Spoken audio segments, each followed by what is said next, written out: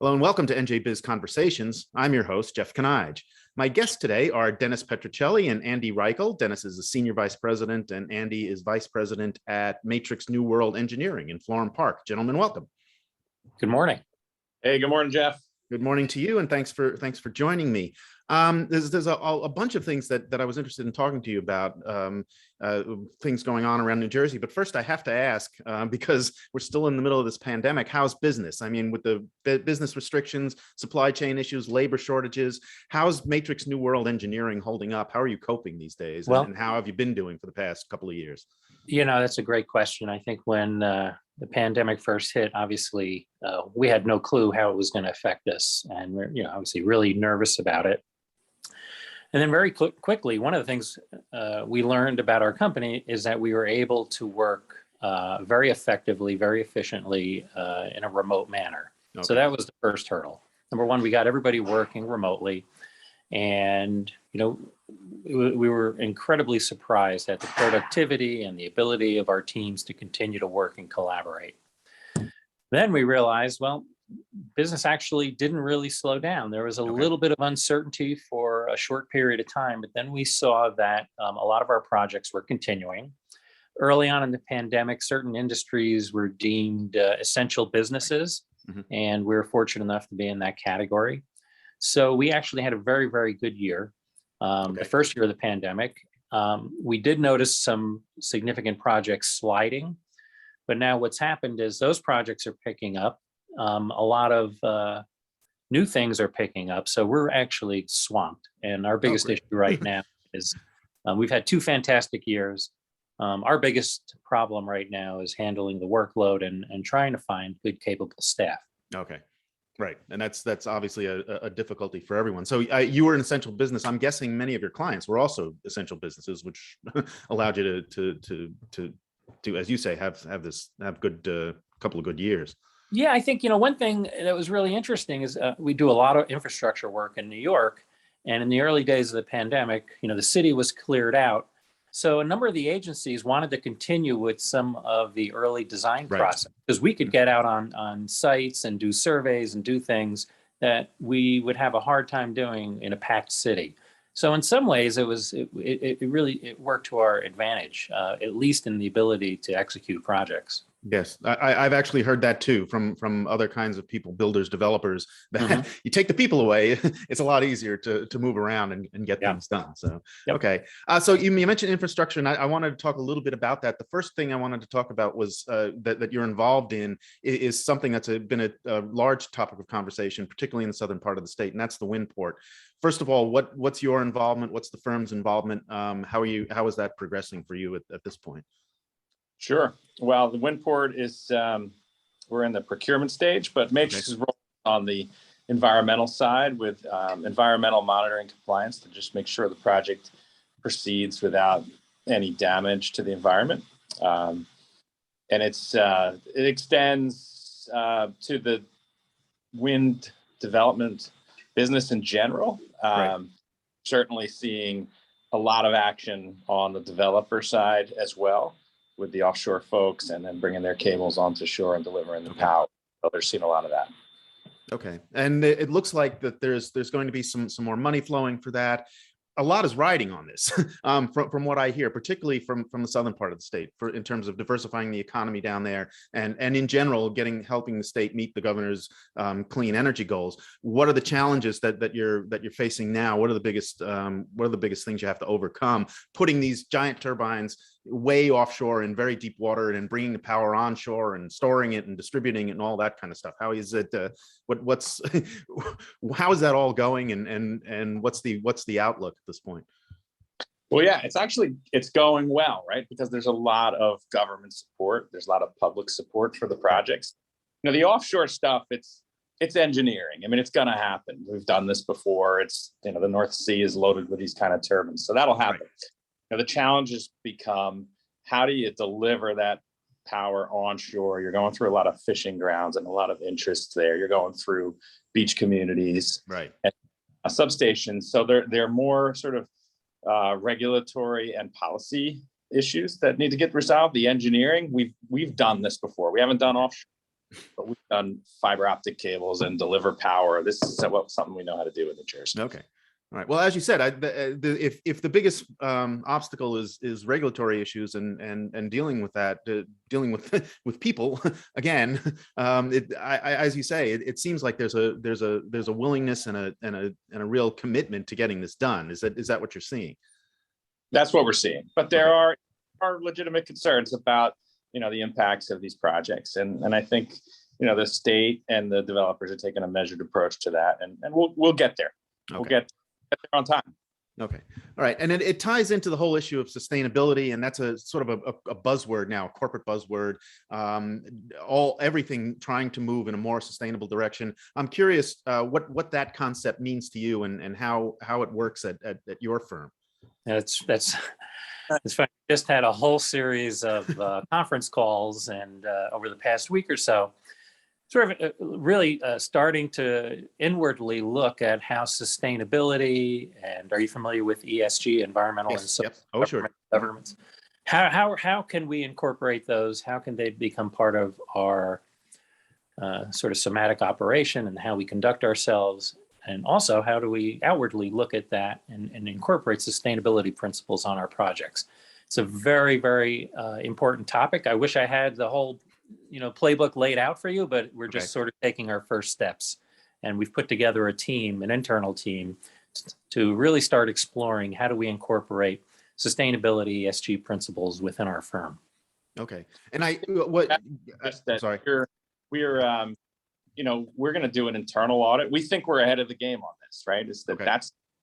We're environmental engineers, and we're probably ahead of the game, but we're going to take a self-reflection on ourselves and see how we do better. But we certainly have a better opportunity than most to make a real difference. We design things, we can use certain materials, we can make things better in the world through engineering. So we're excited. Okay, well that makes sense. I mean, as I said, I've had these kinds of conversations with all kinds of people in all sorts of industries, and they're feeling pressure to do this from a lot of different directions. What I'm hearing from you is that a lot of it is internal, but are you hearing this from clients, from other constituencies that you have to deal with, that you folks really need to move in this direction? Or, as you say, are you already there, and is that something that's recognized in the market? I'll add this, is that what's interesting is we're hearing it from our staff. We have people that want to do the right thing, and the other thing we're hearing is we can do this and be just as profitable and successful. Okay. And I mentioned a lot of money coming for the Winport. A lot more federal dollars are coming to the state for infrastructure in general. What do you see as the priorities at this point, as that funding starts to come online, as shovels start to get in the ground, as people start to, as policymakers start to think about what they're going to do with that money? What are the priorities you're seeing? What are the things that you're working on at this point? Well, in things like transportation, urban development, urban redevelopment, things like that. In the early stages, like all other sort of stimuluses I've seen over my career, we see the shovel-ready stuff, right? You're going to see over the next couple of years, you're going to see a lot of paving. You're going to see a lot of projects that are already designed and ready to go. But one thing to understand is that these stimulus monies last usually like close to a decade.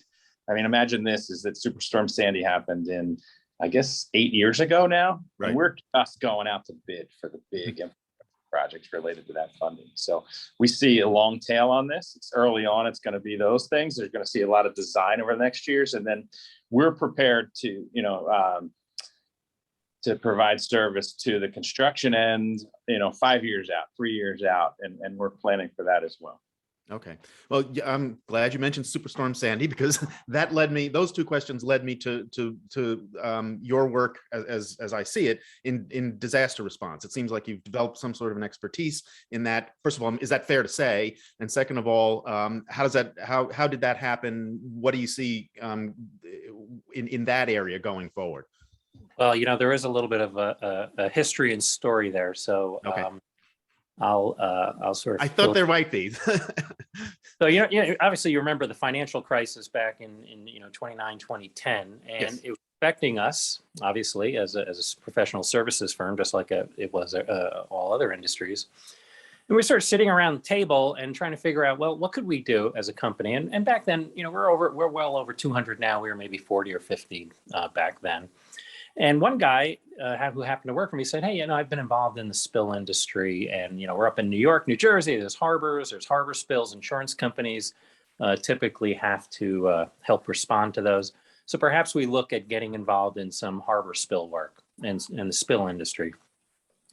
A month or two later, we're putting together a little, business plan. We hire another fellow in that industry. And our very first pitch meeting was to a disaster response coordinating company down in Philadelphia. And literally in the middle of the meeting, someone runs in and says, something just blew up in the Gulf.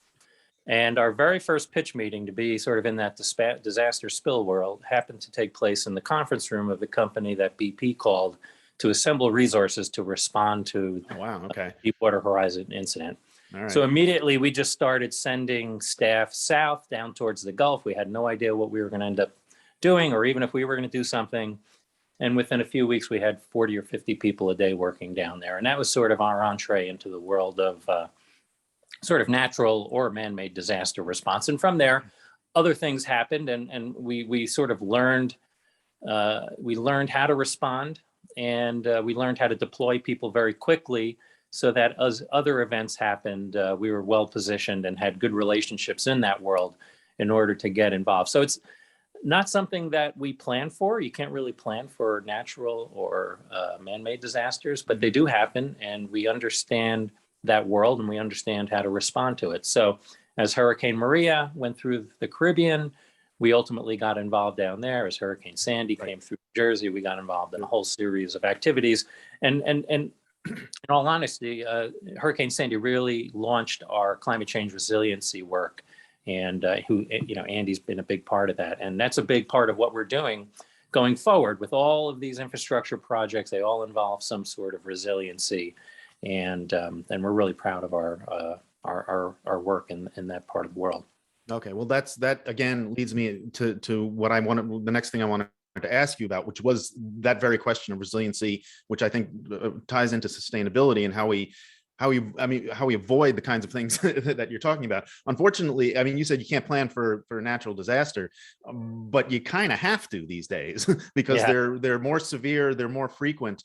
What would you say to New Jerseyans, particularly who are worried about the entire state being underwater in 50 years, whether from storms on the coast or just flooding rains? Are we doing what we need to do to forestall that future? Sure. I think, we certainly are incorporating sea level rise and increased intensity of storms into our design. Okay.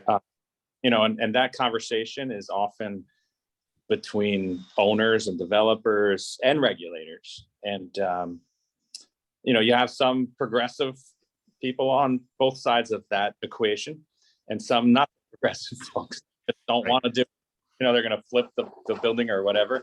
But I think what you're going to see, it'll be a highlight in your world of media in the next 3 months, is that the state of New Jersey is going to propose new flood rules that are going to substantially change the game. And the rules, essentially all of our rules right now look backward, right? Is that we say, here's a 100-year storm based on the last 100 years of data. Right. But they're going to change their rules to anticipate climate change and look forward.